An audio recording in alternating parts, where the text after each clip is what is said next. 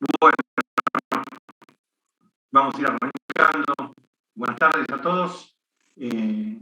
Vamos a ir retomando un poco lo que dejamos en la clase pasada, que estábamos viendo principios. Si mal no recuerdo, terminamos con principio de irrenunciabilidad.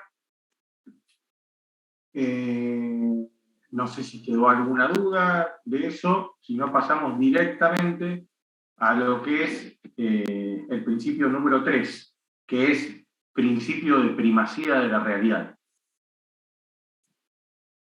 Bien, yo esto es lo que alguna vez lo he comentado, quizá al pasar viendo otro tema, pero el principio de primacía de la realidad nos dice, el derecho del trabajo, que lo que le importa al derecho del trabajo no es lo que las partes digan que es el negocio jurídico o el acto jurídico, sino lo que le realmente pasa en la realidad.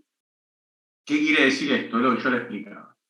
Ustedes pueden contratar a alguien, firmar un contrato que dice que es un contrato de prestación de servicios, establecer que se trata de un contrato civil y que no tiene naturaleza laboral, que las dos partes son plenamente conscientes, que dan fe de ello, todo lo que quieran escribir, pongan todo lo que quieran. Pero el derecho del trabajo lo que le importa no es tanto los papeles. No es que no digo que no sirvan para nada, pero no es lo más importante.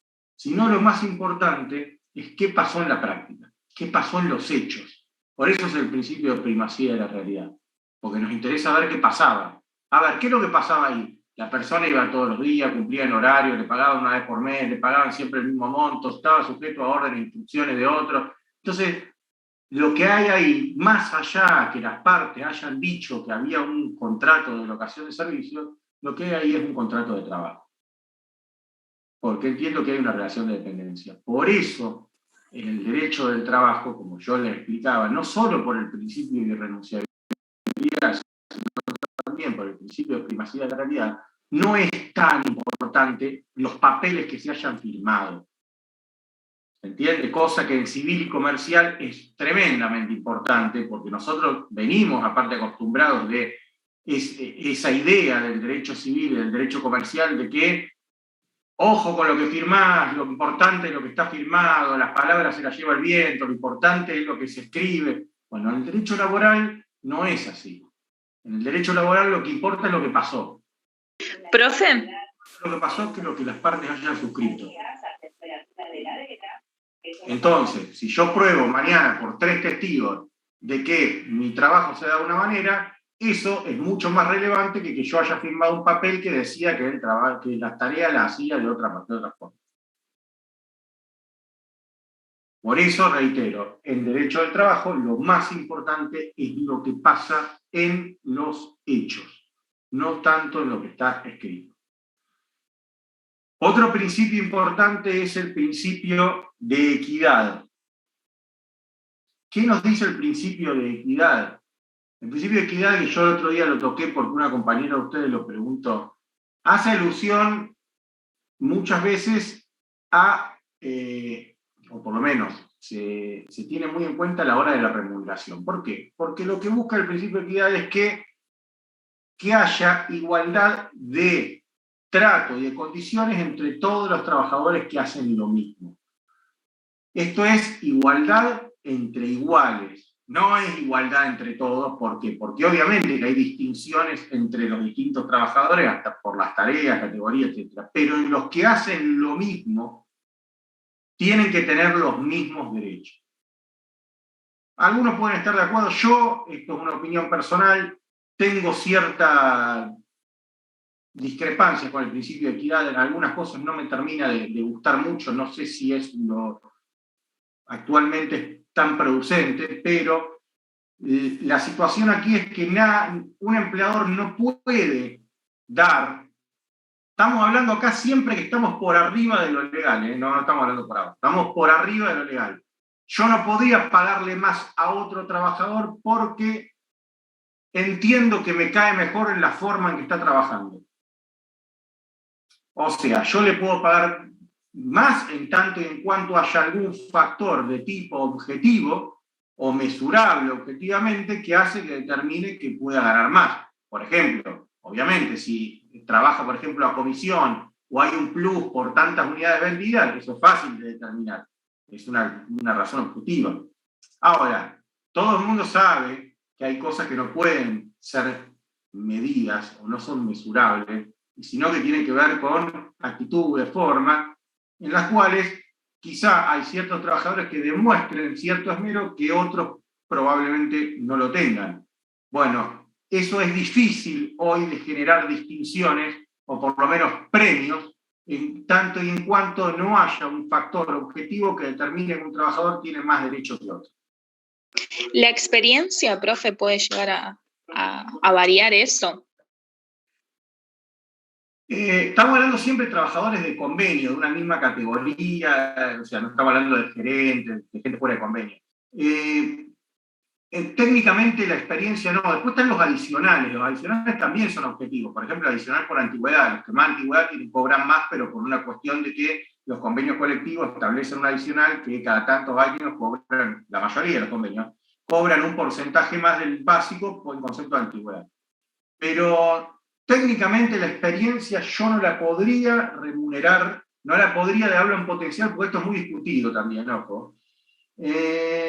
No podría remunerar a un trabajador de mayor experiencia si hace lo mismo que otro trabajador que tiene menos experiencia. O sea, vamos a pagarlo con un ejemplo. Si tengo dos personas que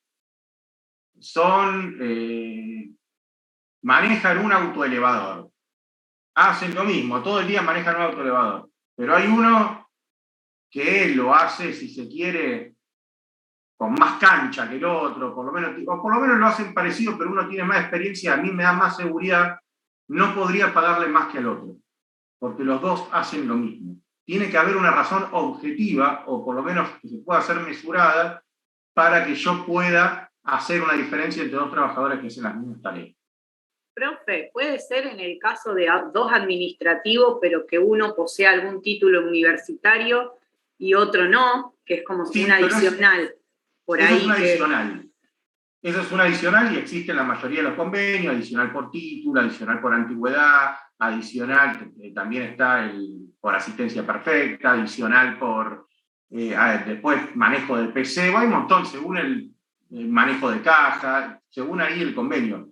Yo me refiero, sacando los adicionales, sino que el principio de equidad lo que plantea es eso, que dos trabajadores que hagan las mismas tareas no pueden tener, por ejemplo, distinta remuneración o distinto trato.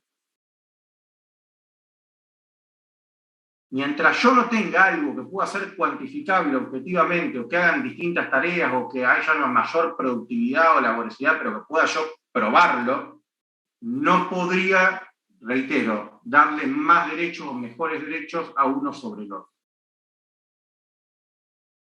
Reitero, no necesariamente tienen que estar de acuerdo, puede que sí, puede que no, pero la realidad es que está, y que es así. Profe, antes de que siga le hago una consulta, porque Sí. entré unos minutitos tarde. En la clase pasada dimos el principio de irrenunciabilidad y ahora estamos dando el principio de equidad. ¿En el medio dio alguno más o arrancó hablando? Principio de primacía de la realidad. Después cualquier cosa, una pequeña reseña, pero es muy fácil. Bien. Principio de equidad, bien. Principio de no discriminación e igualdad de trato. Gastón, una pregunta. Sí. Sí, en el caso del principio anterior, el de equidad, ¿te referís más o menos a algo, por ejemplo, que si ves a un trabajador que el compromiso o todas esas cosas que no se pueden medir, estarías en falta si lo estarías compensando como empleador? Más que en falta, pero lo que sí, si se quiere en falta con respecto al otro, o sea, el otro trabajador te puede reclamar que le des lo mismo a él. Ah, está bien, perfecto. Puede traducirse en remuneración o puede traducirse en otros derechos. Supongamos que uno le diga, yo te voy a dar 3 días más de vacaciones porque considero que este año vi mayor esfuerzo, mayor dedicación de tu parte que lo demás. El resto podría decir, yo quiero tener los mismos 3 días que le diste a él. Ah, está bien, se entiende. ¿Entiendes? Eso le iba a preguntar, si solamente tiene que ser remunerado o no, puede ser por otra, o sea, otro beneficio. Puede ser otro beneficio. Por eso el principio de equidad habla de que hay que mantener una equidad entre los trabajadores que hacen la misma función. Bien, y si yo lo pacto antes de empezar a trabajar en un contrato, por ejemplo, que quiero 21 días de vacaciones cuando me corresponden 14. Bueno, ahí es un problema del empleador, ¿por qué? Y ahí vuelvo a lo mismo, es un tema muy discutible. Yo estoy, particularmente en mi caso, tengo un par de expedientes con ese tema y que están en una de las salas de la Cámara hoy, pero por ejemplo los jueces de primera instancia han entendido que ahí, bueno, el caso no es tan así, tiene algunas particularidades, pero que por más que vos hayas hasta pagado por error algo, le tenés que mantener igual al otro, aunque por error le haya, porque uno puede pagar mal, y en virtud de lo que nosotros hablamos, del principio protectorio y del derecho adquirido, uno tiene que después mantener esa situación, porque no la puede modificar. Bueno, ¿qué pasa con los que ingresan nuevos? Y uno puede plantear, bueno, pero el que ingresa nuevo no podría reclamar algo que yo le pagué mal por error y tuve que mantener como derecho adquirido. Sin embargo, se plantean reclamos por esto. Y ahí entra, bueno, toda una suerte de discusión, y es una discusión teórica bastante importante, hay corrientes para ambos lados. Pero si vos pactaste individualmente con un trabajador de convenio de una categoría X, que le va a pagar 100, y la categoría dice 70, y los que ingresan a los otros vos les pagás 70, es muy probable que, no te digo el primer día, pero a los 2 o 3 años tengan un reclamo de los otros que quieren cobrar lo mismo que el que cobra 100. Basándose en este principio. Porque van a decir que hacen lo mismo, cumplen la misma tarea, en los mismos lugares, todo igual y cobran menos. Profe, ¿puede repetir el principio, el último que nombró? ¿El principio de equidad? ¿Esto? No, el que iba a empezar a comentar. ¿Cómo se llama? Principio de no discriminación e igualdad de trato. El principio de no discriminación e igualdad de trato establece algo que es un principio en realidad común en muchas materias. Obviamente que está prohibido todo tipo de discriminación por cuestiones económicas, políticas, religiosas, sindicales, de color, raza, etc. Al mismo tiempo, la igualdad dice que todos tienen derecho. Acá ya nos vamos a una cuestión como la equidad que teníamos que ver con la remuneración, sino que hablamos, por ejemplo, en lo que muchas veces se ha discutido en la actualidad, que es la paridad de género, por ejemplo, que tienen que estar en igualdad tanto hombres como mujeres. En realidad tienen que estar en igualdad todos, de cualquier sexo, credo, raza, por lo menos tienen que tener igualdad de trato. Acá yo siempre hago una aclaración porque a veces en los medios no está bien informado de todo. Pues uno va a escuchar en los medios que dicen los hombres ganan más que las mujeres.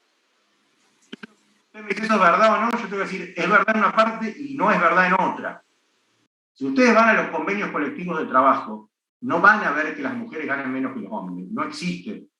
Es más, no hay diferencia por si es hombre o mujer en cuanto a la remuneración. No existe ningún convenio. No, todos ganan lo mismo, según la remuneración se determina por la categoría, no por el sexo que tiene la persona.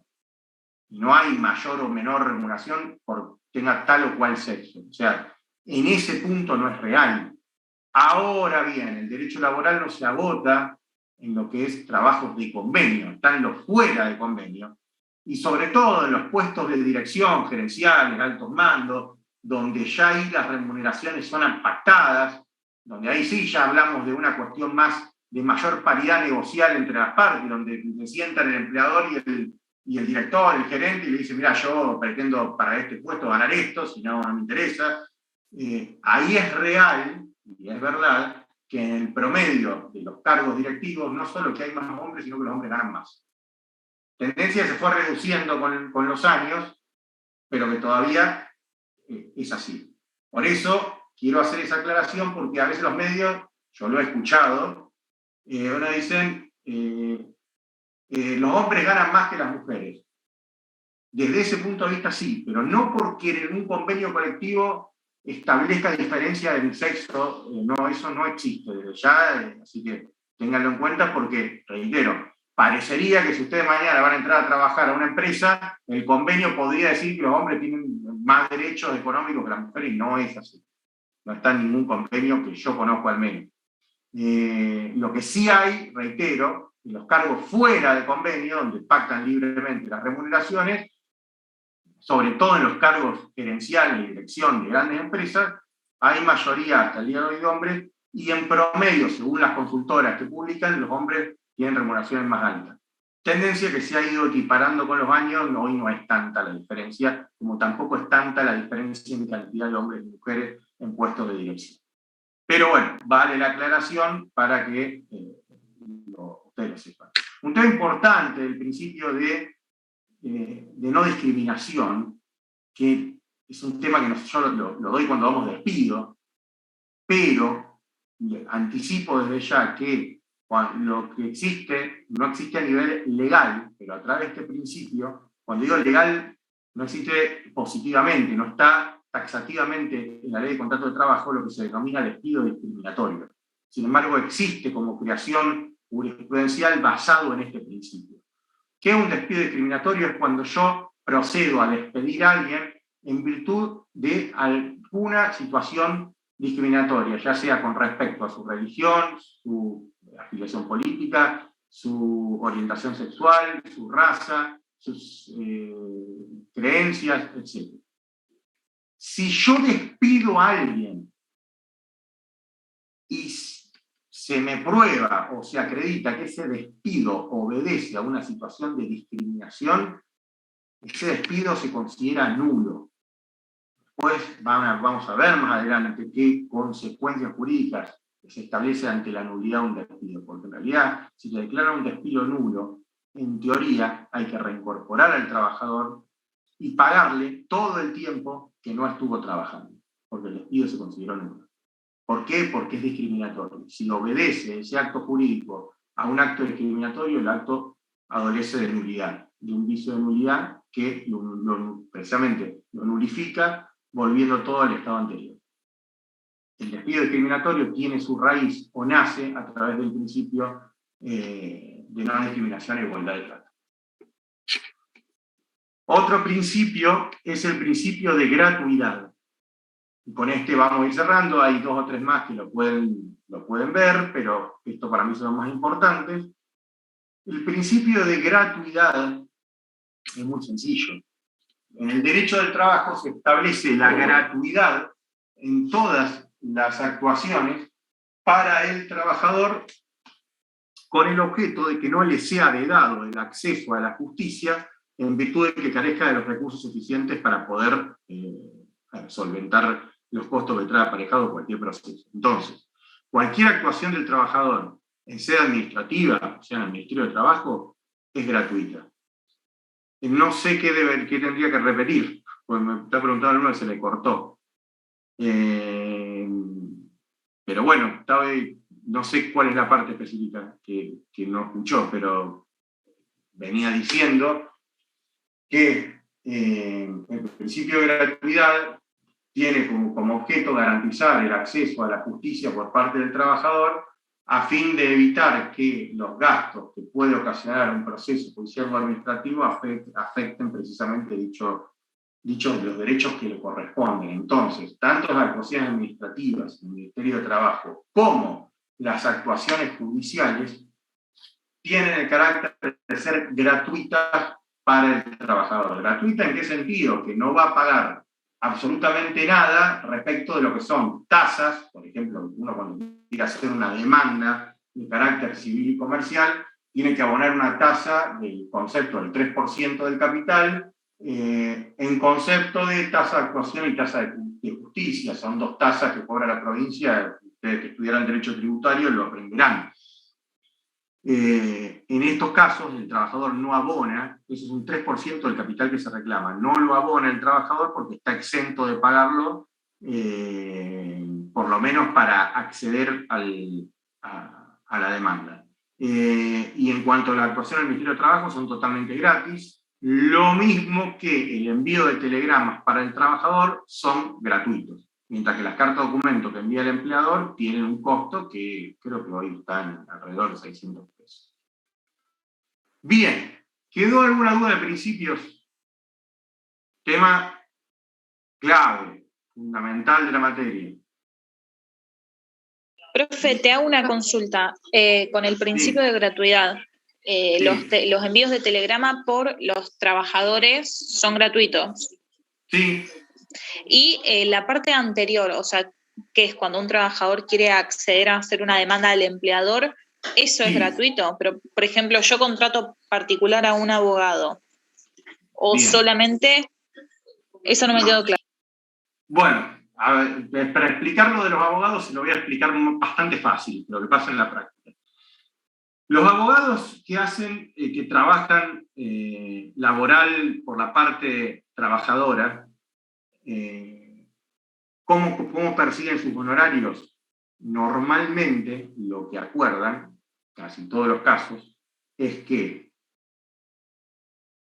ellos van a cobrar un porcentaje del acuerdo o si ganan el juicio de lo que termine regulando el juez, se lo van a cobrar al empleador. O sea, si uno hace un acuerdo laboral hoy, siempre, en el 90% de los casos por lo menos, el que carga con las costas es el empleador. Si se quiere, hasta por usos y costumbres. O a veces es normal que cuando hay un acuerdo laboral, como el que dio lugar a la reclamación es el empleador se hace cargo de las costas. Quiere decir que le va a pagar a su propio abogado y le va a pagar al abogado del trabajador. Y a su vez, muy normal, también, no digo que en el 100% de los casos, pero en un 80-85%, que el abogado del trabajador tenga lo que se denomina un pacto quota litis. ¿Qué quiere decir que es un pacto quota litis? Es decirle al trabajador que él va a percibir un porcentaje cuyo máximo es hasta de un 20%, más allá de eso se considera ilegal, de lo que el trabajador termine percibiendo, ya sea a través de un acuerdo o a través de una sentencia favorable. ¿Qué quiere decir esto? Que el trabajador técnicamente no desembolsa nada para contratar a un abogado particular. Lo que hace es un acuerdo en el cual cuando él por cobre, él le va a tener que dar un porcentaje que va entre el 0 y un 20% al abogado, o a veces puede negociar, ¿por qué no?, que el abogado de él termine cobrando solamente de la otra parte. No sé si quedó claro o tiene alguna duda de eso. Eso igualmente no entra en el contenido de la materia, pero para que lo sepan para su vida, nada más. Sí, profe, gracias. Bien. Vamos a pasar a otro tema. Terminado principios, vamos a ir ya directamente a lo que es contrato de trabajo, para lo cual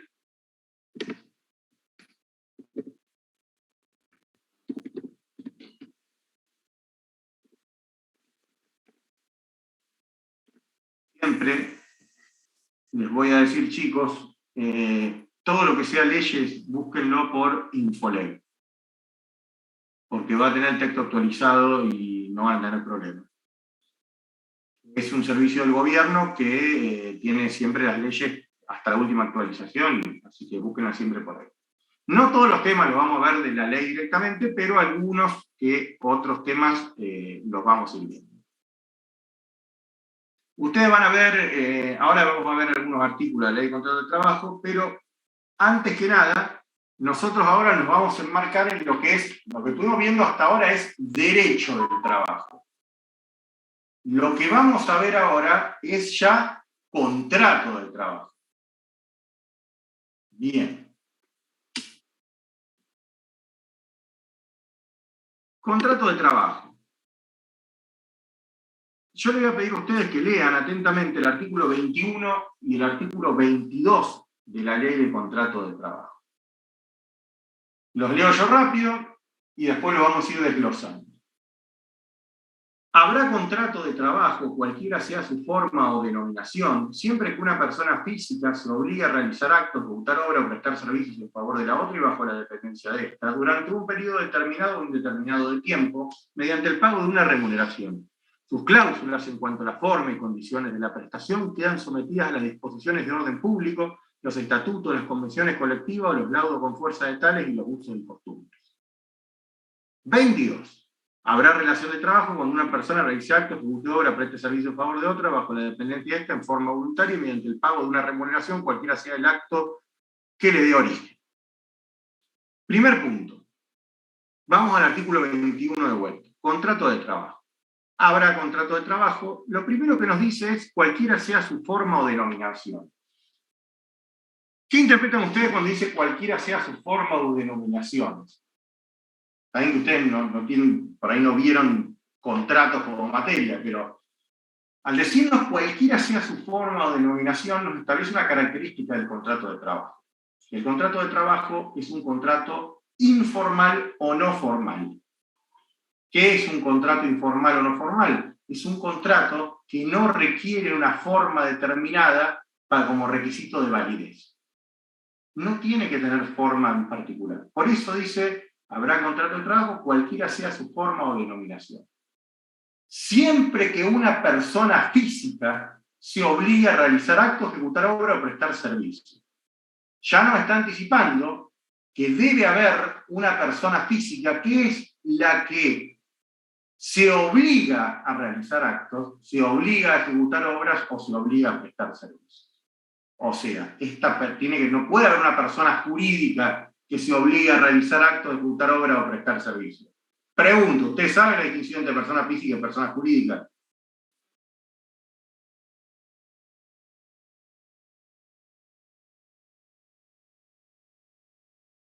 ¿La física sería la humana? Sí.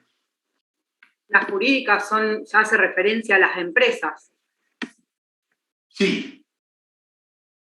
Para decirlo, vamos a explicarlo brevemente. Una persona física es una persona humana con la capacidad de contraer obligaciones y tener derechos. Una persona de existencia ideal o persona jurídica es un ente, precisamente de existencia ideal, que no es una persona física palpable, que tiene también la capacidad de generar derecho y contraer obligaciones, que puede tener distintas formas, ya sea una forma comercial como una SRL, una sociedad anónima, o puede ser una asociación civil sin fines de lucro, etcétera, como un club. Pero más o menos, para que ustedes entiendan básicamente, esas son las personas de existencia ideal, o sea, ambas tienen personería, o sea, las dos son sujetos de derecho y la persona tiene una personalidad jurídica, o sea, yo si tengo un reclamo contra una SRL, lo tengo contra la SRL, no contra los socios, o por lo menos los socios son personas distintas a la SRL. La SRL es una persona jurídica o de existencia ideal, pero es una persona distinta a los miembros que la componen, y esos son otras personas. Entonces, es importante que ustedes sepan esta relación, los que por ahí vieron derecho comercial o derecho civil, ya lo saben, pero es fundamental tener esta noción de lo que es una persona física o una persona jurídica, la diferencia que tienen. Lo más importante es que ustedes sepan que son personas distintas. No tiene nada que ver la persona física que integra o que es parte de una persona jurídica. Son dos personas distintas. La persona que se va a obligar a hacer el acto, la obra o el servicio debe ser una persona física. Ahora bien, estos servicios en favor de la otra y bajo la dependencia de esta, que es lo que nos está determinando acá el carácter de la relación de dependencia, de que esta obra, este servicio o este acto se va a hacer bajo la dependencia, o sea, bajo una relación de dependencia. Si no tuviera esta frase, yo no sabría si es un contrato de trabajo o un contrato de locación de servicio. Porque en un contrato de locación de servicio también hay una persona que se obliga, también que es una persona jurídica, pero hay una persona que se obliga a realizar una otra y la otra le va a pagar por eso un precio. Pero lo importante y la distinción es que es bajo la dependencia de él. Durante un periodo determinado o indeterminado de tiempo, lo que nos está diciendo que el contrato de trabajo puede tener un plazo cierto de finalización o puede que no lo tenga. De hecho, nos vamos anticipando y vamos diciendo que el contrato de trabajo, como principio general, es por tiempo indeterminado. Por excepción, solamente es un contrato por un plazo cierto. Mediante el pago de una remuneración, ¿qué es esto? Es la contraprestación que hace quien recibe estos servicios, esta obra o este acto, debe pagarle a la otra parte, que es el trabajador, una remuneración. Después veremos todas las características que tiene la remuneración. Por eso, claro, no dice una suma de dinero, no dice un precio, no dice un canon, dice una remuneración. Sus cláusulas en cuanto a la forma y condiciones de la prestación quedan sometidos al orden público. El orden público nos lo está dando el principio de renunciabilidad, el orden público laboral, los estatutos, las convenciones colectivas, los laudos de fuerza de Estado y los usos de costumbres. En realidad lo único que están nombrando acá son fuentes. ¿Qué quiere decir? Que el contrato de trabajo individual va a quedar sometido a lo que establezca el orden público laboral, a lo que establezca el convenio colectivo, a lo que establezca el laudo no le daría importancia, los usos y costumbres. ¿Por qué? Porque no va a poder el contrato individual estar por debajo de, por ejemplo, lo que diga un estatuto, lo que diga la convención colectiva, lo que diga el orden público laboral. Ahora bien, cuando vamos al artículo 22, relación de trabajo, ¿qué vemos? Habrá relación de trabajo cuando una persona realice actos, ejecute obra o preste un servicio en favor de otra, bajo la dependencia de esta en forma voluntaria mediante el pago de una remuneración, cualquiera sea el acto que le dé origen. Y yo les pregunto a ustedes ahí, ¿qué distinción ven entre el artículo 21 y el artículo 22? ¿Por qué están estos dos artículos que parecen decir más o menos lo mismo? Porque aclara lo de voluntaria, que lo realiza en forma voluntaria. Porque en el 21 no lo menciona eso y podría estar obligándose coactivamente. En realidad... ¿Por el tipo de persona? Primero respondo lo que dijo tu compañero. Es verdad que voluntario lo dice el segundo y no lo dice el primero, pero el primero lo presupone en el sentido siguiente. Si no fuera voluntario y fuera coaccionado o estuviera de forma coactiva o a través de una coerción, no estaríamos técnicamente ante un contrato porque había un vicio en la voluntad de una de las partes, estaríamos en otra situación, porque directamente no sería parte, como yo le dije, no sería parte ni del derecho del trabajo, sería parte del derecho penal. En todo caso, si a alguien le ponen un arma y lo obligan a hacer un acto, una obra. Con lo cual, o lo obligan a obligarse a hacer algo, etc. No es esa la distinción. Profe.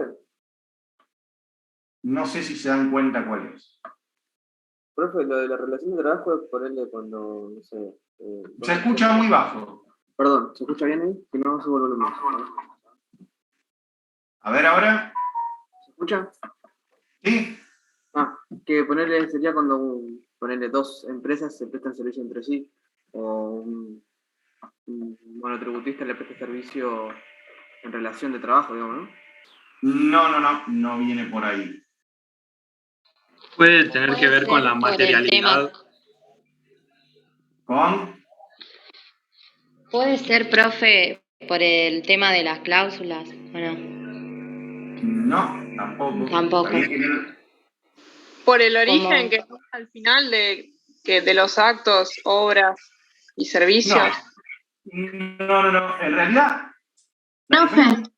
Sí.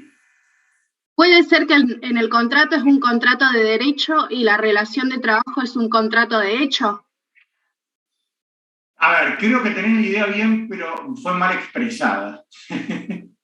La idea está bien y entiendo lo que vos estás diciendo, y ahora lo voy a explicar, pero no fue la forma en realidad no es esa la forma de decirlo porque no hay un contrato de derecho y un contrato de hecho. Lo que sí hay, que lo que nos está diciendo, uno de los caracteres del contrato de trabajo, yo no lo nombré a propósito para poder ver esta distinción, es que el contrato de trabajo es de carácter consensual. ¿Qué quiere decir que el contrato de trabajo es consensual? Que el contrato se perfecciona con el consentimiento de las partes. ¿Cuándo se produce el consentimiento? Cuando las partes se ponen de acuerdo y una se obliga a realizar actos. Nótese que el artículo 21 dice, siempre que una persona física se obligue, mientras el artículo 22 dice, cuando una persona realice y ejecute actos. Mientras en el primer artículo yo no necesito la ejecución de un acto para tener un contrato de trabajo, sino necesito obligarme a hacerlo. En el segundo caso, en la relación de trabajo nace y se produce con el hecho efectivo, con la ejecución de la obra, tarea o servicio en favor de la obra. Por eso entiendo que lo que quisiste decir era eso, pero no fue por ahí con los términos adecuados. No sé si realmente fue así. Claro, era parecido, pero sí, no sabía expresarlo bien. Está bien. No, el contrato de hecho y de derecho, el contrato, hay contrato, no hay contrato de hecho o de derecho, pero en realidad ahora vamos a ver que yo entiendo lo que quise decir. Y alguno me va a preguntar, bueno, sí, muy lindo toda esta distinción, de uno se obliga, el otro dice que se ejecuta, pero ¿para qué sirve esto? ¿Por qué sirve? Porque, vamos a ver el artículo 24, saltemos el artículo 23. ¿Qué dice el artículo 24? Efectos de contrato de trabajo sin relación de trabajo.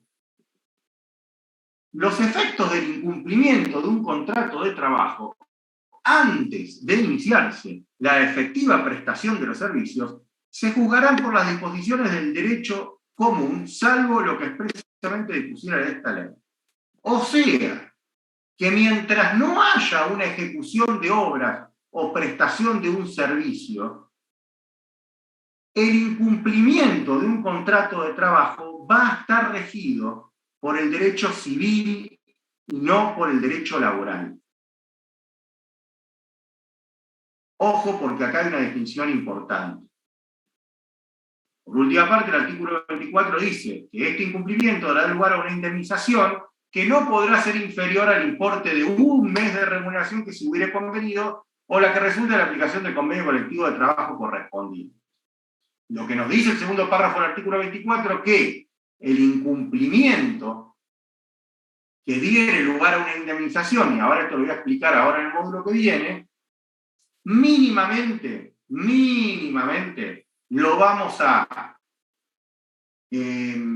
valorar en un mes de la remuneración pactada o un mes de lo que le hubiera correspondido según la categoría de convenio. Mínimamente.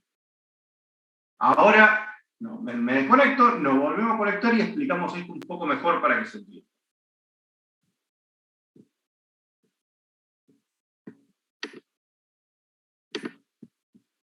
Profe, Sí. te hago una consulta. Sí. O sea, ¿hasta qué punto es contrato de trabajo y cuándo empieza la relación de laboral, digamos? O sea, eso no me quedó claro. Ahora lo vemos con ejemplos. Yo ahora cierro y lo veo, o se va a cerrar solo en realidad, pero lo vemos con un ejemplo para que usted lo entienda bien.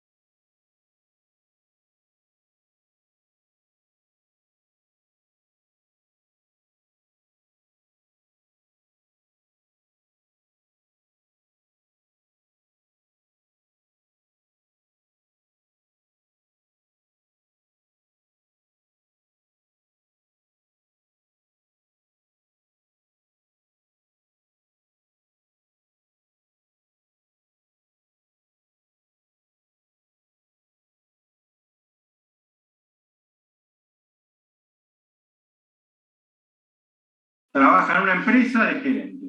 Está buscando trabajo para tener mayores ingresos o un panorama distinto.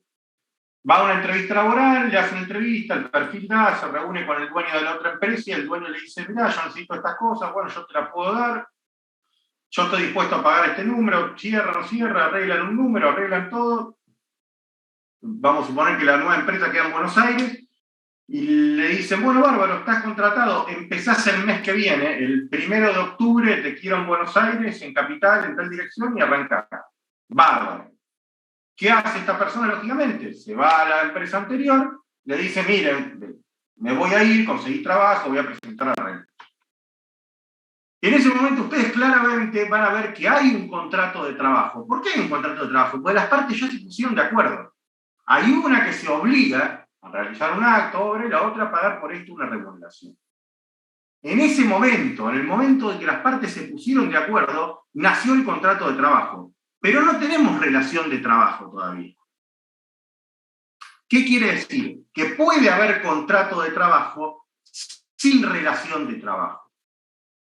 En cambio, si hay relación de trabajo, necesariamente existe un contrato de trabajo, sí o sí, aunque sea de manera implícita, o sea, verbal, implícita, pero ya hay contrato. En el momento yo ya ejecuté el acto, ya hay un contrato.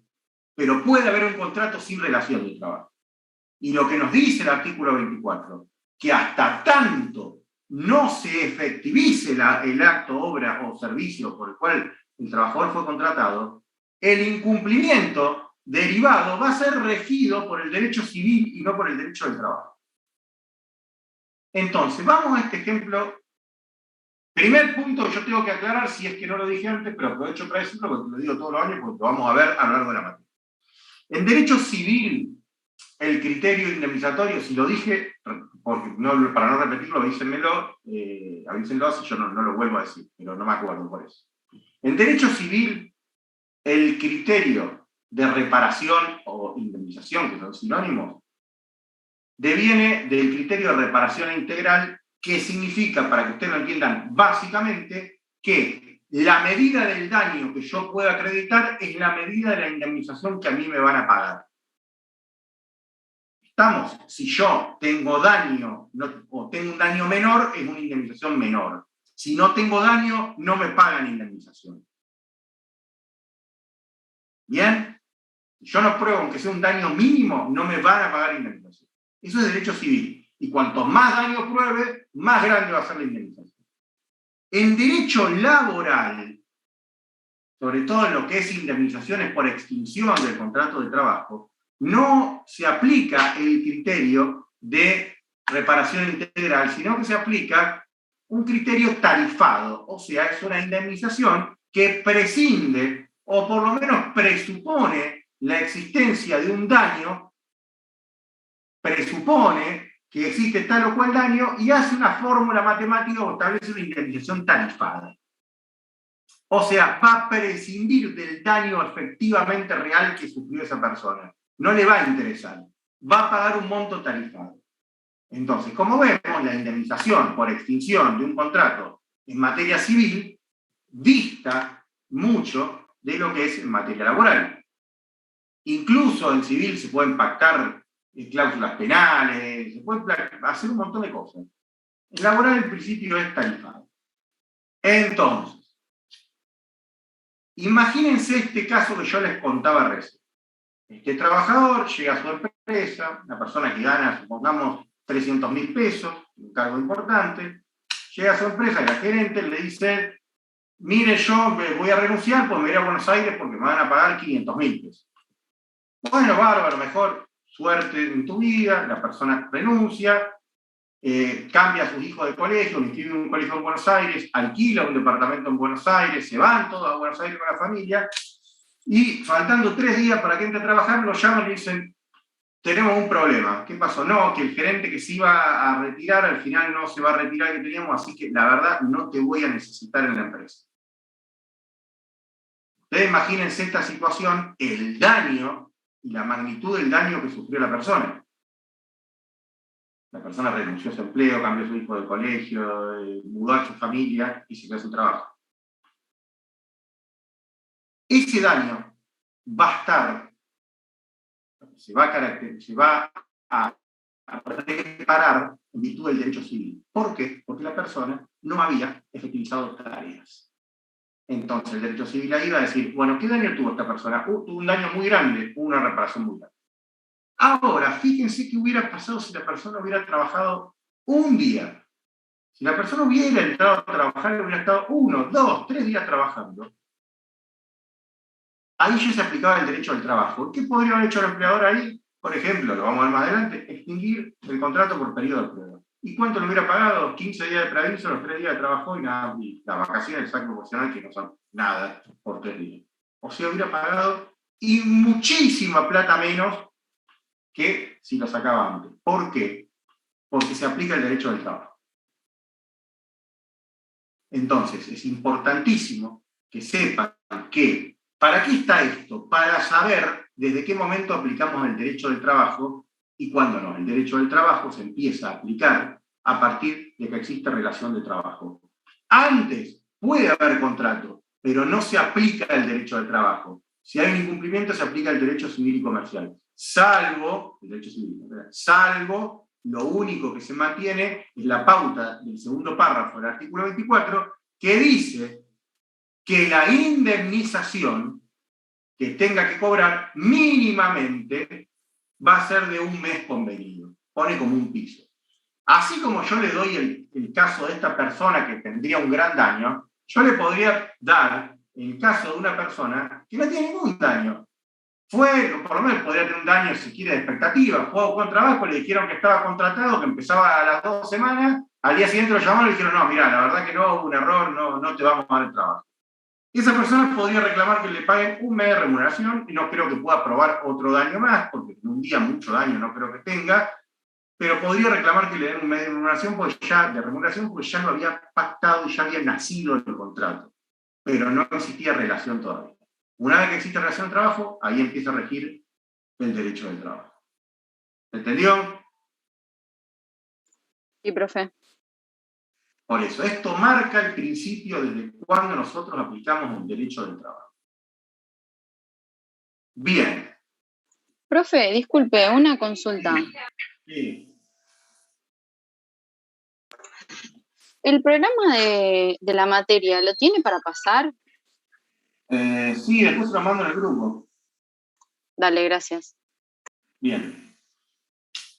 Yo a veces no sigo el programa exactamente, no lo sigo de hecho, pero lo aclaro porque por ahí, si ustedes son muy de seguir el programa, se van a dar cuenta que no siempre sigue la misma línea, pero bueno, el programa es una guía nada más. Ustedes van a ver... Profe. Sí. Usted antes dijo que puede haber contrato de trabajo sin relación de trabajo, pero puede haber relación sin contrato. No. Siempre que hay relación de trabajo, hay contrato de trabajo. Siempre que hay relación de... Gracias, profe. La relación de trabajo presupone la existencia de un contrato. Del momento que empecé a trabajar, automáticamente en el mismo acto yo ya tengo un contrato. Es inescindible. Si ustedes ven los primeros artículos de la ley de contrato de trabajo, yo los omití, pasé directamente a contrato, van a ver que van a ver las partes de fuentes, artículo 1, el contrato de trabajo, la relación de trabajo se rige por esta ley, la ley de institutos profesionales, convenciones colectivas, laudo, voluntad de las partes, uso de costumbres, son todas fuentes. Después van a ver el ámbito de aplicación, lo que yo les expliqué, que no se aplica a los empleados públicos, que no se aplica en realidad al empleo doméstico, al trabajo rural, si bien dice que están excluidos después a través de una reforma que se hizo a partir del año 2011-2012, se aplica en todo lo que no esté en contra, con lo cual de alguna manera supletoriamente le diría que se aplica más de lo que no se aplica. Y después van a ver, después vamos a ver el concepto de empresa, empresario y establecimiento más adelante, van a ver que los principios que nosotros vimos empiezan a verse. Principio de la norma más favorable para el trabajador, principio de renunciabilidad. A ver, están pero no es que lo definen como nosotros lo explicamos. Lo único que hacen es, a veces nos mencionan una parte del principio, por ejemplo, irrenunciabilidad, será nula y sin valor, toda convención de parte suprime o reduzca derecho previsto en esta ley, estatuto, convención colectiva, control de actividad del trabajo, ya sea el tiempo de su celebración, su ejecución o el ejercicio de derecho proveniente de su extinción. Esto no, per se no me define el principio de renunciabilidad, pero de alguna manera son formas de receptar, o por lo menos de introducir estos principios en el derecho positivo o en el derecho escrito. Si ustedes van a ver el artículo 15, es lo que nosotros hablamos de la transacción y la conciliación. Ustedes lo pueden leer ahí, pero reitero, yo esa parte trato de no verla de la ley para que los principios son un poquito más abarcativos y más completos de lo que estipula la ley. Pero sí les muestro que los van a encontrar acá, van a encontrar o por lo menos van a encontrar parte de lo que establecen los principios nombrados en la primera parte de la ley de contrato de trabajo. El artículo 23 de la ley de contrato de trabajo, que yo lo salteé recién, es un artículo que básicamente recepta y toma uno de los principios que nosotros vimos. Sobre todo, en realidad todo el principio, pero dice, el hecho de la prestación de servicios hace presumir la existencia de un contrato de trabajo, salvo que por las circunstancias, relación o causa de los motivos se demostrase lo contrario. Y esa presunción operará igualmente aunque se utilicen figuras no laborables para caracterizar el contrato y en tanto que por las circunstancias no sea dado calificar de empresario quien presta el servicio. El artículo 23 en realidad es donde uno puede ver, y ahí se siente, si se quiere, la analogía, el principio de primacía de la realidad. ¿Qué es lo que nos dice el artículo 23?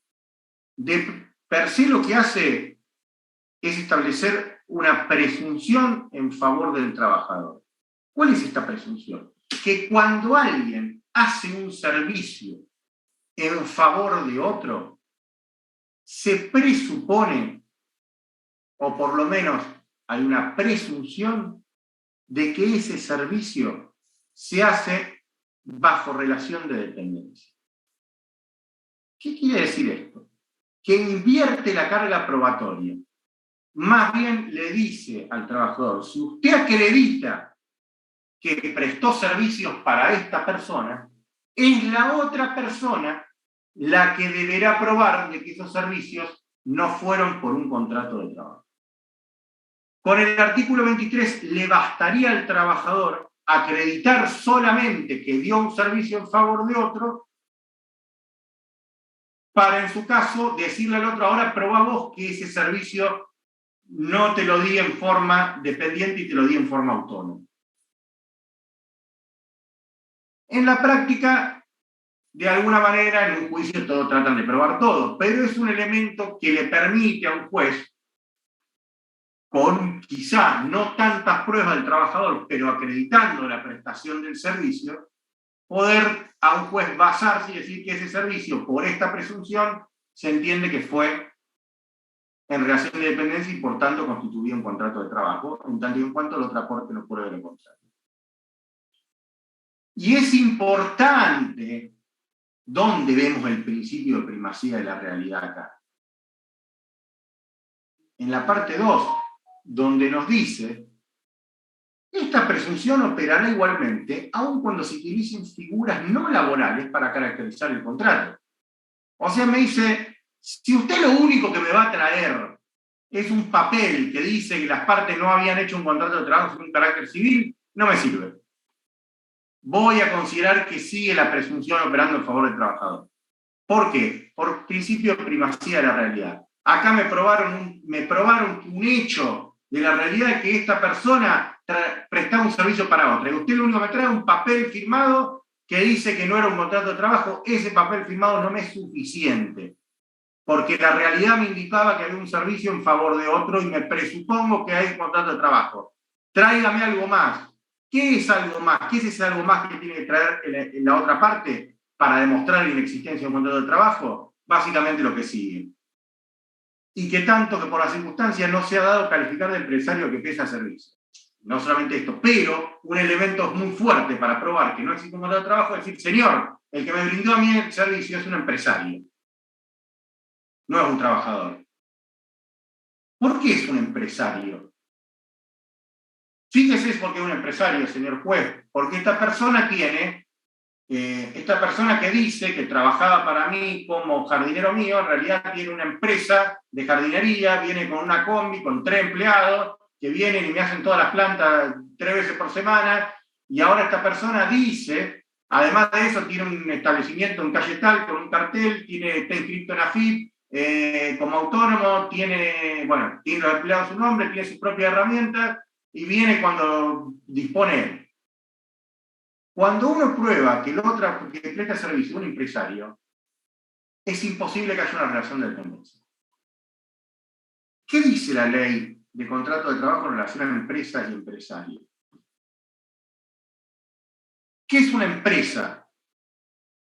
Para que ustedes entiendan el concepto según la ley. Pues la ley diferencia muy claramente empresa, empresario y establecimiento.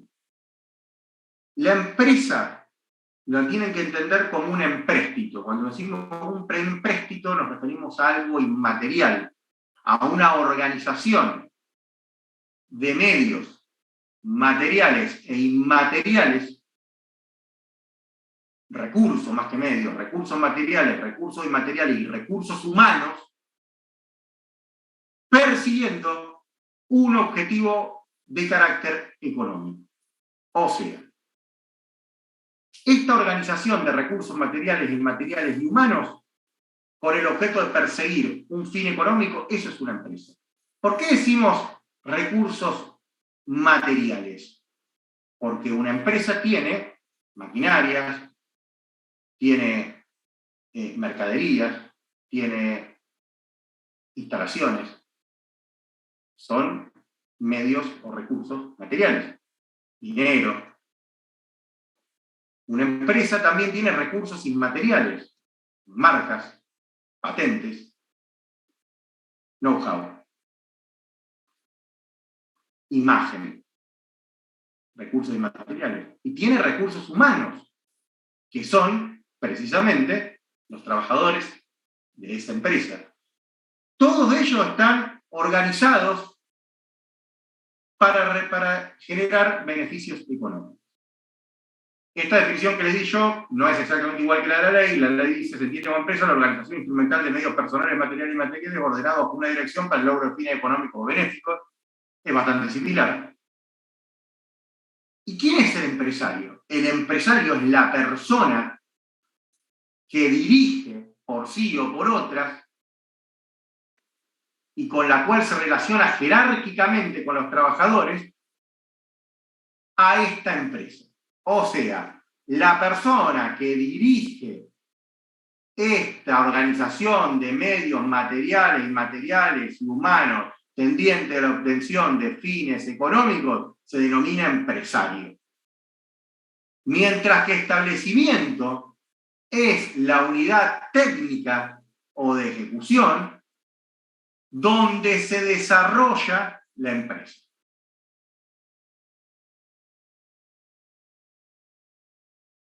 Espero que hayan entendido el concepto de empresa, empresario y establecimiento, porque va a servir para ver otros temas que vamos a ir viendo. Entonces, cuando yo puedo calificar a quien me está brindando este servicio como empresario, claramente esta persona no está dando un servicio en forma dependiente, sino que la está haciendo en forma autónoma. No es que yo solamente tengo que probar que la otra persona es empresario. Puedo probar que la otra persona es autónoma sin necesidad de ser empresario, porque puede ser una persona autónoma sin tener una empresa. Pero es muy importante, si logramos probar que la otra persona tiene una organización con recursos materiales, inmateriales, humanos, yo ahí puedo probar que el servicio que me brindaba no era en relación de dependencia, sino que era autónomo. No sé si quedó claro o si hay duda con respecto a esto.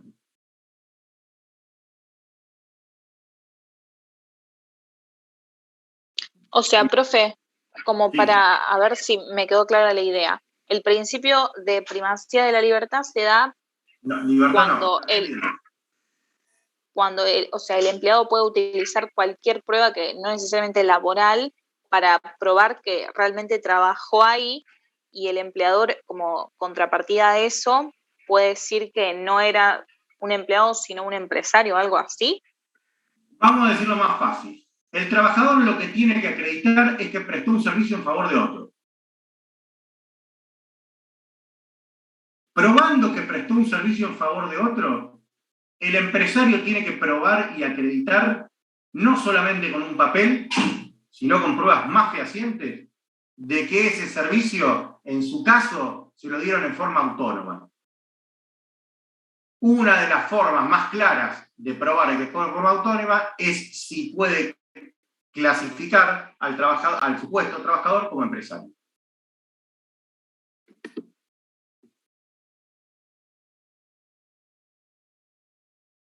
Sí, igual tercerización lo vamos a ver.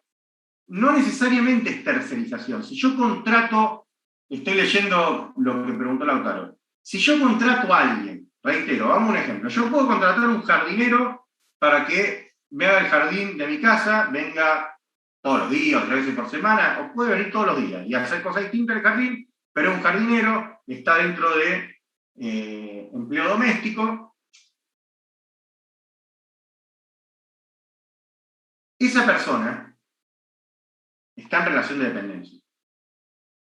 Lo contrato, viene, trabaja el jardinero, se va, le paga una remuneración, etc.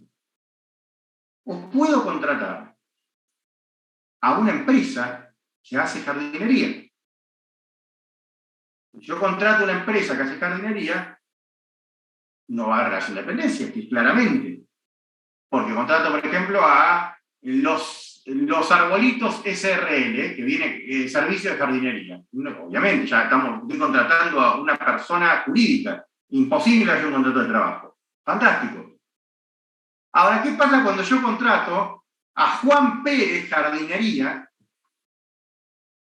y Juan Pérez me viene y me hace un planteo que yo en realidad lo contraté con un contrato de trabajo y demuestra que él venía, hacía determinados trabajos en mi casa? Yo ahí podría demostrar que en realidad Juan Pérez no era Juan Pérez Jardinería, Juan Pérez venía, me mandaba a veces a uno, mandaba a veces a otro, a veces venía él, venía con su camioncito que decía Juan Pérez, tenía su propio local, venía con sus maquinarias, está inscrito en la FIP como autónomo. Entonces, Juan Pérez tiene una empresa.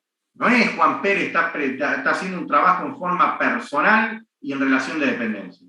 Recuerden que el contrato de trabajo, o yo si no se los dije, aprovecho de decírselo, es un contrato, lo debía haber dicho, que tiene la característica de ser intuito persona. ¿Qué es intuito persona o contrato personalísimo? Es aquel contrato que no puede ser ejecutado por una persona distinta del contratante. Y esto también es importante. O sea, en el contrato de trabajo, yo no puedo llamar a mi empleador y decirle, mire, yo no puedo ir hoy, va a ir mi hermano. No se puede. Eso podrá hacerse en todo caso en un contrato de servicio. Me contratan, a veces voy yo, a veces va mi hermano, a veces va mi primo, tenemos una organización, vamos, es otro tema. Pero si yo contrato a fulano, tiene que ir fulano, no puede mandar a otro. Y eso es una característica fundamental de lo que es un contrato de trabajo. El ser intuito persona o contrato personalísimo. Pero bueno, no se vuelvan locos con lo del artículo 23. Lo que tienen que saber ustedes, lo más relevante es que el trabajador, probando que presta un servicio en favor de otro, se presume que hay un contrato de trabajo, salvo que la otra parte pruebe lo contrario. Y una de las formas de probar lo contrario sería acreditando que el trabajador en realidad no es un trabajador, sino que es una empresa. Bien.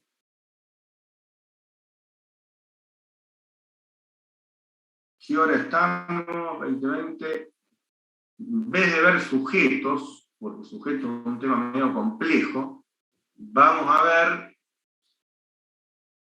objeto del contrato de trabajo. ¿Qué es el objeto del contrato de trabajo? ¿Cuál es el objeto del contrato de trabajo? El objeto del contrato de trabajo es la prestación. ¿Qué es la prestación? Es ese servicio, ese acto, esa obra que se obliga a hacer el trabajador. Ese es el objeto del contrato de trabajo.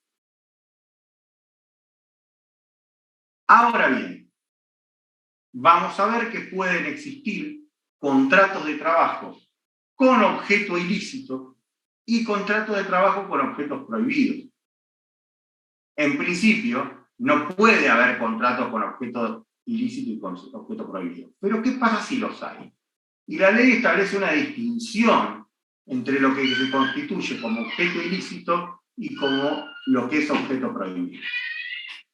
Se entiende por objeto ilícito, y ustedes van a ver que la norma hace referencia a objeto ilícito cuando el mío fuera contrario a la moral y las buenas costumbres. A mí, la moral y las buenas costumbres nunca es una frase que en derecho estamos muy acostumbrados a verla con muchísimas normas, pero a mí me parece un tanto vetusta, anacrónica y personalmente no me gusta. Entonces yo normalmente digo, no significa que ustedes lo digan así en un examen, estaría perfecto igual, pero a mí me gusta decir que el objeto es ilícito cuando es socialmente reprochable. Puede constituir un delito, por ejemplo, ¿cuándo va a haber contrato de objeto ilícito? Si yo, por ejemplo, contrato a alguien, yo robo mercadería y contrato a alguien para que las venda o las reduzca. Ese es un contrato de objeto ilícito, porque el objeto de ese contrato es vender mercadería robada. Amén que es un delito, es un contrato de objeto ilícito. En cambio, el contrato de trabajo con objeto prohibido, es cuando la norma legal o reglamentaria ha vedado el empleo de determinadas personas en determinadas tareas, épocas o condiciones. Por ejemplo, los menores de edad no pueden hacer trabajo nocturno. Ahora bien, ¿qué pasa? Después lo vamos a ver, pero el trabajo nocturno hasta las 9 de la noche. ¿Qué pasa si un menor trabaja hasta las 10 de la noche? Ahí tendríamos, trabaja de 8 a 12 de la noche. Tendríamos un contrato 8 de la mañana, 8 de la noche a 12 de la noche. Tendríamos un contrato de objeto prohibido. No de objeto ilícito, sino de objeto prohibido. ¿Por qué? Porque la ley veda que los menores trabajan en horario nocturno. Ya, si bien alguno puede decir, es socialmente reprochable, y no tanto, no es lo mismo que la reprochabilidad en el marco de un ilícito, de un trabajo ilícito, es muchísimo más alta. Es cuasi delictual. Acá estamos en, se contrató a un menor de 17 años para que trabaje hasta las 11, 12 de la noche, no está permitido, pero no tiene una reprochabilidad tan alta a nivel social. La diferencia fundamental entre el trabajo ilícito y el trabajo prohibido radica en que el contrato de trabajo ilícito es un contrato de trabajo que tiene la característica de ser nulo, de nulidad absoluta. O sea, no produce efecto para ninguna de las partes. ¿Qué quiere decir esto? Que el trabajador no va a poder reclamarle, por ejemplo, el pago de remuneración al empleador si no se la pagó. Como el empleador no puede reclamar que el trabajador preste los servicios para los cuales lo contrató. ¿Por qué? Porque es nulo para las dos partes. Ninguno se puede reclamar absolutamente nada. Precisamente por ser algo socialmente grave y reprochable. En cambio, en el trabajo prohibido, el contrato de trabajo resulta nulo, pero inopolible para el trabajador. ¿Qué quiere decir? Que el empleador no va a poder oponer el contrato al trabajador y exigirle que preste el servicio para lo que lo contrató. pero el trabajador sí va a poder reclamar, por ejemplo, que le paguen en remuneración si no se la pagan. Porque uno podría pensar, bueno, pero si el menor trabajó a la noche, que estaba prohibido, no tiene derecho tampoco a exigir que se lo paguen, porque está prohibido. No, tiene derecho a exigir que se lo paguen, pero el empleador no puede obligarlo a trabajar en el horario nocturno. ¿Se entendió? Sí, profe, ¿puede repetir, por favor? O sea, el contrato de trabajo con objeto prohibido es nulo, pero para una sola parte, ¿o cómo dijo eso? El contrato de trabajo con objeto prohibido tiene la característica de que es nulo, pero esa nulidad es inoponible al trabajador. Por lo menos es nulo para el empleador, pero para el trabajador tiene derecho a reclamar los derechos emanados de ese contrato, pero no así el empleador. ¿Entiende? Sí, perfecto. Bien. Profe, ¿puedo hacerte una pregunta? Va, un caso, sería un ejemplo. Sí. Un caso de una actividad de objeto ilícito, pero que el empleado de alguna manera no sabe que es ilícito. Por ejemplo, vender mercadería robada, pero que no le dicen a él que es mercadería robada. Ahí ya entraría en otra situación. No, exactamente. Si o sea, acá estamos hablando cuando el trabajador actúa. El trabajador puede tranquilamente trabajar en un local vendiendo ropa y no tener origen de la procedencia de esa ropa. En ese caso, no estamos ante un contrato de trabajo normal. ¿Por qué? Porque el contrato de trabajo, en ese caso, es vender ropa. ¿Se entiende? El contrato de trabajo es vender ropa. Yo estoy hablando tu contrato de trabajo es vender ropa robada. O sea, reducir mercadería robada. Ese es tu contrato de trabajo. De alguna manera estás en una asociación ilícita. Me explico, esas sabiendas. Claro, claro.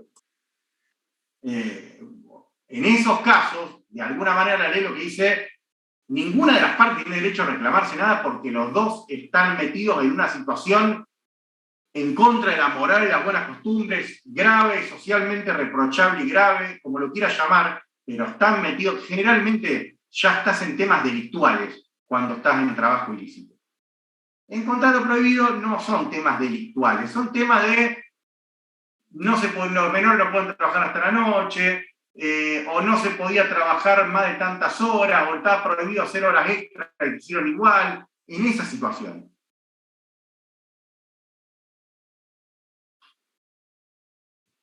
Bien.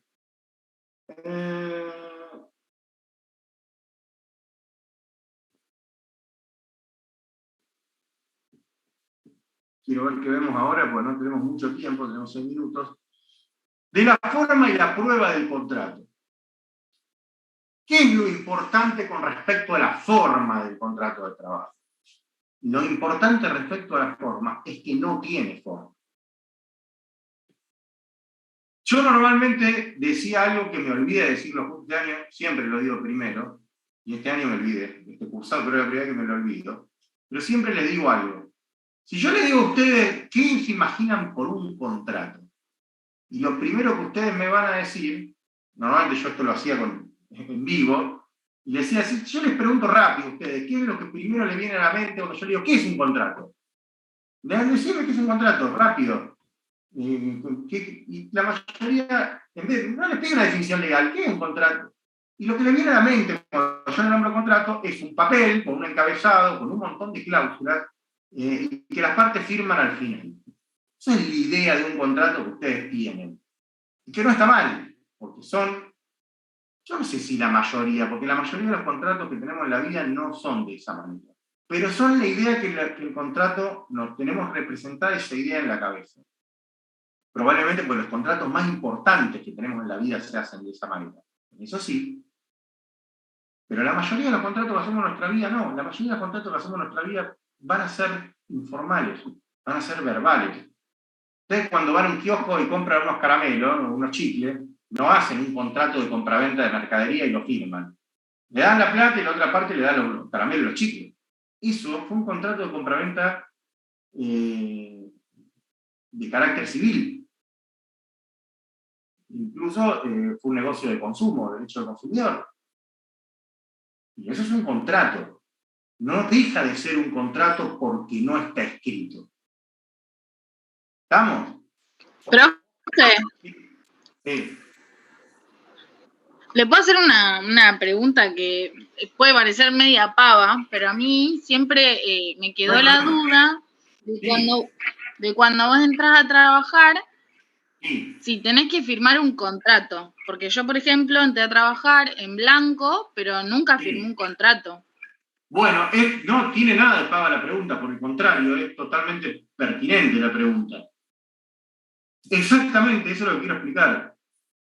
¿Vos qué pensaste en tu cabeza? Yo nunca firmé un contrato y podés haber presupuesto, o por lo menos haber creído, porque no tenías cursada esta materia, que vos quizás no tenías un contrato. O, ¿cómo es mi situación? Si yo no firmé nada. Y en realidad, lo que te está diciendo la ley es que vos tenés un contrato totalmente válido. La ley en ningún momento exige la forma escrita del contrato de trabajo, salvo en el contrato a plazo fijo. O sea, la forma escrita es de excepción. Pero el contrato por tiempo indeterminado, que es el contrato común, no tiene forma. Es más, la mayoría de las veces, en el 90% de las veces, no hay un contrato escrito en derecho del trabajo.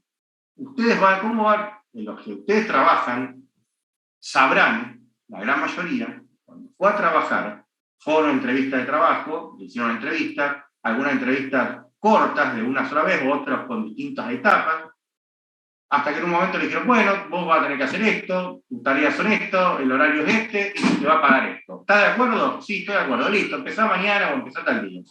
Y ahí empezó. Y si estaba en blanco, como dice su compañera, van a ver que tienen un recibo de sueldo, que le pueden depositar la plata por banco, le dieron un alta que la pueden haber firmado. Pero decir, yo nunca firmé un contrato con todas las cláusulas. No. Y la mayoría de las veces no se va a hacer. ¿Y por qué no se va a hacer también? Porque si ustedes aplican un poco de sentido común en lo que aprendieron, está todo el orden público laboral presente. Entonces, básicamente, el empleador, si va a dejar algo por escrito, tendría que ser algo que sea superior a los derechos que ya otorga el convenio colectivo y la ley de contratos de trabajo y todas las fuentes del derecho del trabajo. Si no, no tiene sentido. Profe, disculpe, pero si no firmo nada, ¿cómo reclamo después? Bueno, eso mismo, eso tiene que ver con un tema de prueba. Por eso, una de las cosas que estamos por ver justo ahora, es que no hay que confundir la existencia del contrato con la registración del contrato. La registración, cuando uno dice uno está en blanco o uno está en negro. Vulgarmente, la forma vulgar de decir uno está registrado y el otro no está registrado. Pero ambos tienen contrato de trabajo. Lo que pasa es que uno fue registrado, esa situación. Este tema es un plan importante, corto, y nos conectamos 10 minutos más y terminamos de ver este tema.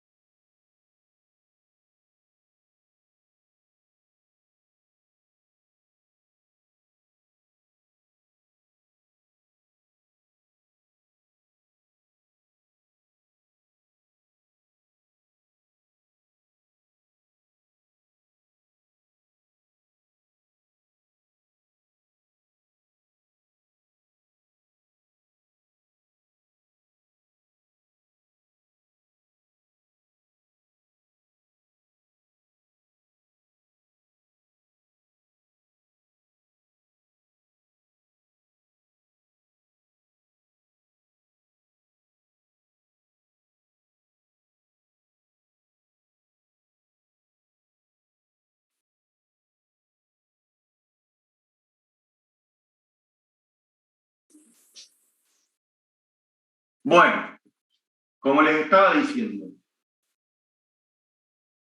el contrato de trabajo, es más, yo se los podría preguntar a ustedes ahora. ¿Cuándo nace el contrato de trabajo?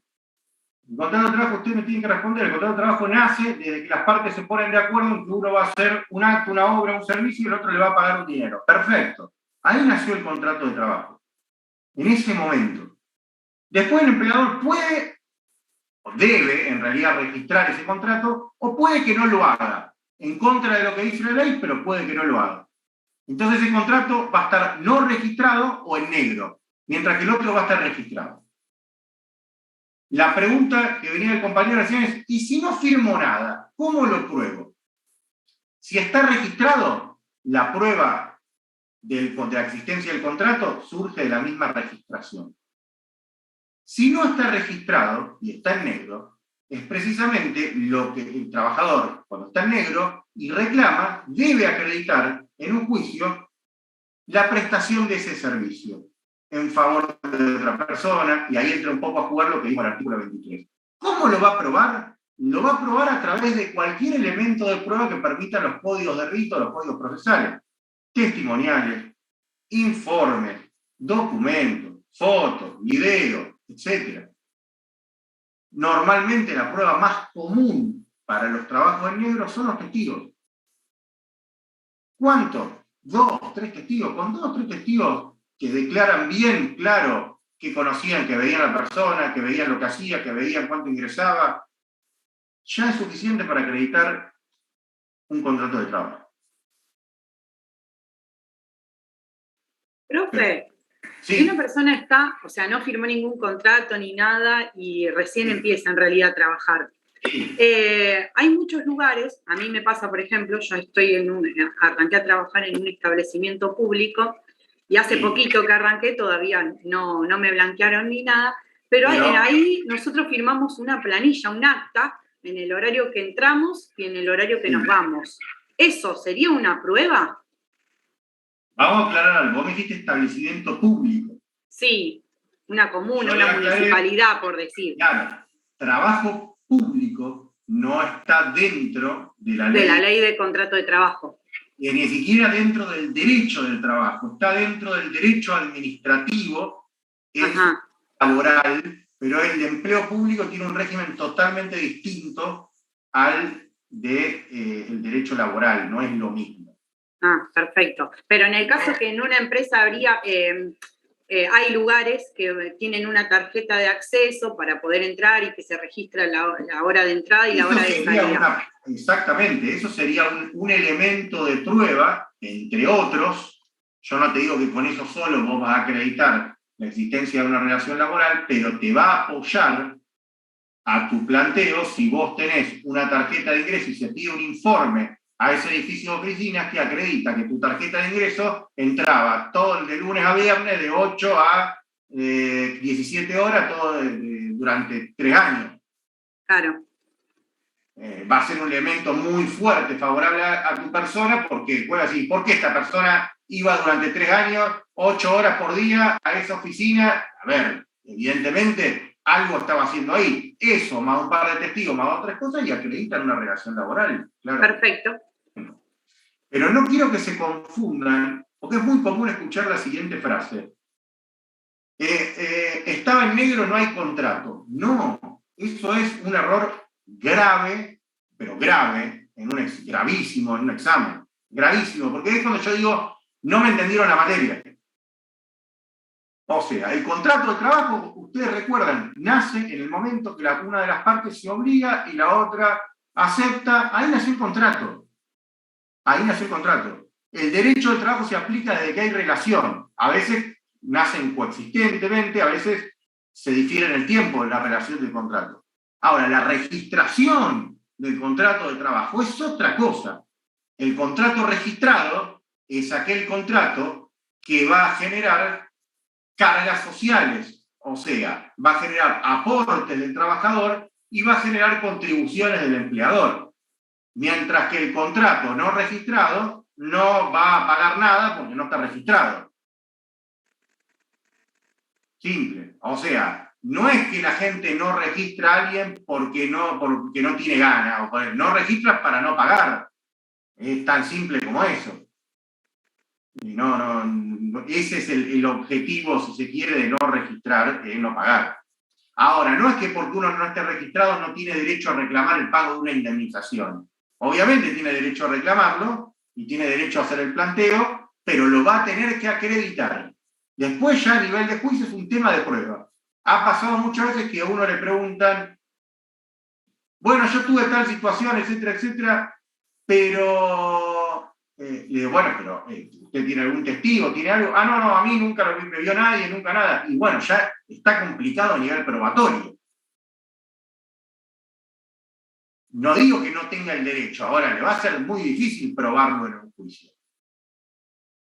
Sobre todo eso le pasaba mucho al empleo doméstico en lugares donde no hay un edificio, no hay ningún lado, y no tenía elementos de prueba de alguien que la viera entrar, salir, que la conozca del barrio, que conozca su situación. Entonces, a veces el empleo doméstico es difícil de acreditar. No es fácil. Y en ese caso, profe, del empleado doméstico que está dando el ejemplo, ¿puede, con grabaciones, audio, foto del lugar donde va a trabajar, son pruebas? Todo es susceptible de ser prueba. Después la valoración que haga, yo aclaro esto, porque esto ya ahí me meto en un tema procesal que ni siquiera es solo del derecho del trabajo, es un derecho procesal en general, que es la prueba. La prueba del derecho procesal, a veces uno parece simple y cree que tiene algo, pero yo tengo acá esta grabación donde se lo ve a tal haciendo tal cosa. Y te llega tal y te dice, yo no soy ese. Parte de las grabaciones en general que tienen no son de la mejor calidad, de las mejores cámaras. Yo no soy ese. Y bueno, es la palabra de uno contra la del otro, pero si el otro no reconoce que es, si uno no lleva otra prueba apoyando que es esa persona la que se ve en la imagen, esa prueba per se no sirve para nada. Porque imagínense, un juez que ve eso dice, él dice que no es, este dice que es, y yo a mí la verdad no tengo idea, veo una persona que va caminando y hace tal cosa, pero no me queda. Es muy difícil identificar fehacientemente a una persona, salvo que se le vea la cara, pero bien clara. No es fácil. Entonces normalmente eso se tiene que apoyar a través de otras personas que reconozcan en la imagen a esa persona. Pero bueno, eso, yo no me quiero meter tanto en eso, todo sirve como prueba. Sirve. Pero después la valoración o no que haga el juez de las pruebas a veces también es una cuestión subjetiva. Para algunos jueces, quizá con las mismas pruebas, para algunos jueces es suficiente para acreditar algo y para otros no. ¿Me explico? También hay una cuestión de criterio subjetivo que tenga el juez. Pero bueno, reitero, esto es derecho procesal, no nos vamos a meter en ese tema porque nos vamos a ir por las ramas. Y si les gusta mucho eso, chicos, siempre les digo lo mismo, la Facultad de Derecho está abierta, se pueden anotar y es muy linda la carrera, pero me excede el marco de lo que es derecho laboral.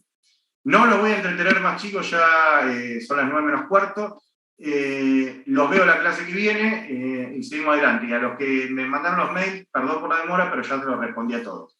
Así que, nada, nos vemos la clase que viene. Nos vemos, profe. Muchas gracias, profe. Gracias, profe. Chao, profe, gracias. Hasta luego.